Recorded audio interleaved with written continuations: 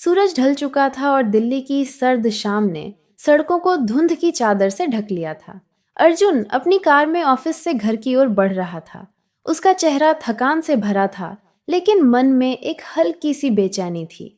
रोज की तरह घर में उसका इंतजार कर रही थी उसकी पत्नी माया और उसकी बूढ़ी माँ सरोज। माया की हंसी, उसकी बनाई गर्मा गर्म कॉफी की खुशबू और सरोज की धीमी आवाज में सुनाई जाने वाली पुरानी कहानियां, ये सब अर्जुन के लिए घर का मतलब थे। लेकिन आज जैसे ही उसने घर का दरवाजा खोला, उसे कुछ गलत होने का एहसास हुआ। हॉल में अंधेरा पसरा था। न तो रसोई से कोई खटपट की आवाज आ रही थी, न ही माया की साड़ी की सरसराहट सुनाई दी। उसने लाइट जलाई और आवाज दी, माया, माँ। कोई जवाब नहीं आया। तभी सरोज धीमे कदमों से अपने कमरे से बाहर निकली। उनकी आंखों में चिंता थी और हाथ उनके कमर पर सहारा ढूंढ रहे थे। अर्जुन बेटा, सरोज ने कमजोर आवाज में कहा। माया सुबह से घर पर नहीं है। न कुछ खाना बनाया, न बताया कि कहाँ जा रही है। मैंने उसे फोन किया, लेकिन उसने उठाया नहीं। अर्जुन का दिल धक से रह गया। उसने तुरंत माया का नंबर डायल किया। एक बार, दो बार, फोन रिंग करता रहा, फिर माया ने कॉल काट दी। अर्जुन का माथा ठनकने लगा। ये क्या माजरा है, उसने खुद से कहा। उसने फिर से फोन लगाया, लेकिन इस बार फोन स्विच ऑफ था। रात गहराने लगी थी। अर्जुन और सरोज चुपचाप हॉल में बैठे थे। सरोज ने धीरे से कहा, बेटा कुछ तो गड़बड़ है। माया ऐसी नहीं है। अर्जुन ने कुछ नहीं कहा, लेकिन उसका दिमाग उलझन में था। माया, जो हमेशा घर को अपने प्यार और मेहनत से संवारती थी, आज अचानक गायब थी। तभी रात के करीब 11 बजे दरवाजे की घंटी बजी। अर्जुन ने जल्दी से दरवाजा खोला। सामने माया थी, लेकिन वह माया जैसी नहीं लग रही थी। उसने एक चमकीली टाइट फिटिंग ड्रेस पहनी थी, जो उसने पहले कभी नहीं पहनी थी। उसके बाल खुले थे, चेहरे पर भारी मेकअप था और हाथों में कई शॉपिंग बैग्स लटक रहे थे। उसकी आंखों में एक अजीब सा आत्मविश्वास था, जो अर्जुन को परेशान कर गया।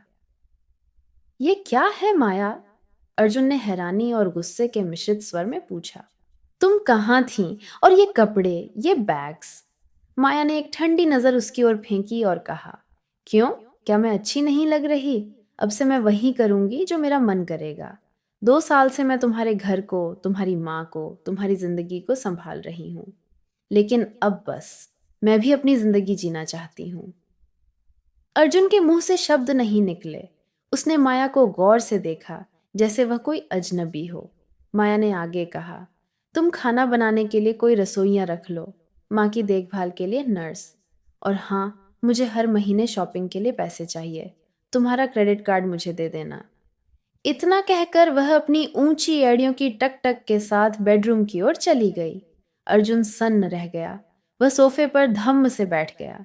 सरोज ने धीरे से कहा, बेटा, ये माया को क्या हो गया? ऐसा तो उसने पहले कभी नहीं किया। मुझे नहीं पता माँ, अर्जुन ने उलझन में कहा।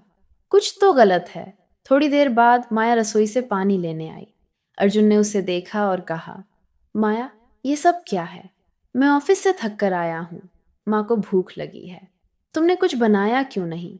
तुम ऐसा क्यों कर रही हो? माया ने तीखे स्वर में जवाब दिया, मैंने बाहर खाना खा लिया। तुम लोग मंगवा लो या बना लो। मैंने कब रोका है? और हाँ, जरा आवाज नीचे रखो। मेरे भाई रोहन कभी इतनी ऊंची आवाज में बात नहीं करते। अर्जुन का माथा ठनका। रोहन?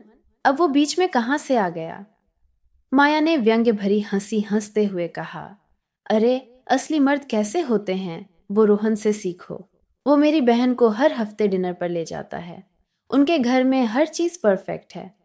और तुमने मुझे क्या दिया? बस एक उबाऊ जिंदगी, जिसमें तुम्हें मुझसे हर वक्त शिकायत रहती है। अब मैंने फैसला कर लिया है, मैं अपनी मर्जी से जीऊंगी। मुझे अब किसी के प्यार या सम्मान की जरूरत नहीं। अर्जुन का गुस्सा भड़क उठा। उसने माया का हाथ पकड़ा और कहा, ये क्या बकवास है? बार बार रोहन की बात क्यों कर रही हो?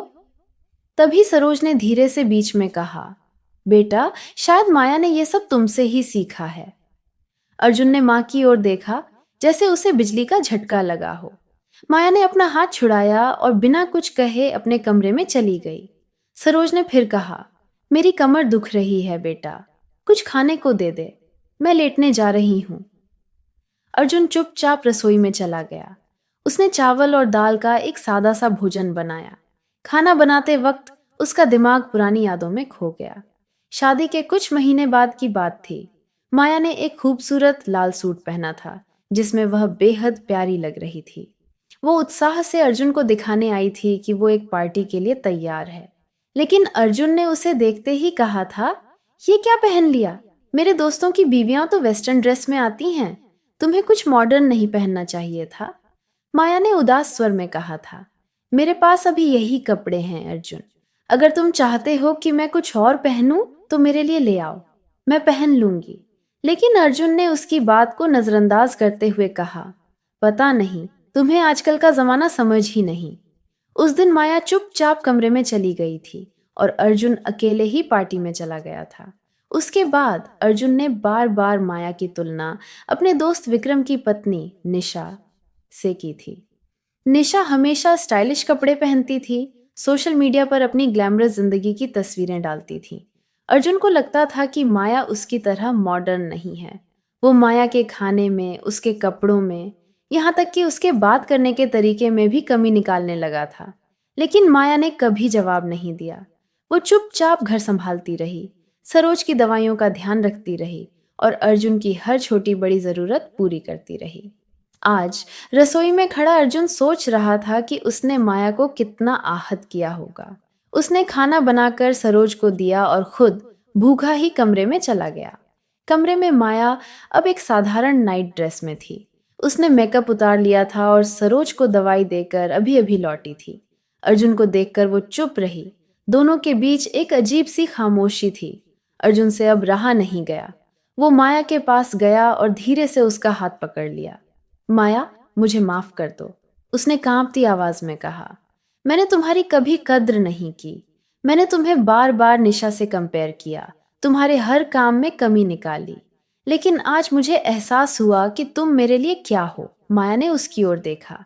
उसकी आंखों में आंसू थे। अर्जुन, मैंने आज ये सब इसलिए किया ताकि तुम्हें पता चले कि तुलना कितना दुख देती है। मैं तुम्हें खोना नहीं चाहती थी, लेकिन मैं ये भी नहीं चाहती थी कि तुम मुझे हमेशा कमजोर समझो। अर्जुन ने उसे गले से लगा लिया। मुझे एक मौका दो माया, मैं तुम्हारे हर दर्द को मिटाने की कोशिश करूंगा। उस रात दोनों ने एक दूसरे के सामने अपने दिल की बातें रखीं। माया ने बताया कि उसने आज जानबूझकर निशा जैसा बनने की कोशिश की थी ताकि अर्जुन को उसकी गलती का एहसास हो। और अर्जुन ने वादा किया कि वो अब कभी माया की तुलना किसी से नहीं करेगा। सुबह की पहली किरण के साथ घर में फिर से वही पुरानी रौनक लौट आई।